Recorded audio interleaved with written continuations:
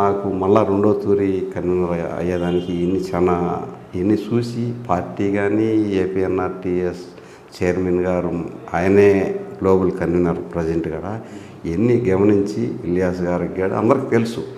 ఆడ కువైట్లో లోకల్గా ఉండి మాకు పార్టీ నాయకులు కానీ కార్యకర్తలు కానీ అందరికి కూడా నేను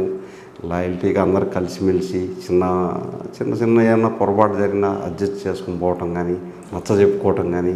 అన్ని విధాలుగా నేను కొంచెం కలిసిమెలిసి అందరితో పోవటం కానీ 10 మందితో కూడా మంచితనంగా ఉండటం కానీ ఇన్ని చూసి పార్టీ గుర్తించి మళ్ళీ నాకు రెండో తూరి కన్వీనర్గా ఇచ్చినటువంటి మన ముఖ్యమంత్రి గారికి కానీ మాకు గ్లోబల్ కన్వీనర్ వెంకట్ గారికి గల్ఫ్ కన్వీనర్ అయినటువంటి మన ఇలియాస్ గారికి కువైట్లో ఉండే ప్రతి ఒక్క కార్యకర్తకు మా నాయకులకు వైఎస్ఆర్సీపీ నాయకులకు కువైట్లో ఉన్న ప్రతి ఒక్కరికి కూడా నేను ప్రత్యేకంగా వాళ్ళకి ధన్యవాదాలు తెలుపుతున్నాను. ఎందుకంటే వాళ్ళు ఒక తూరి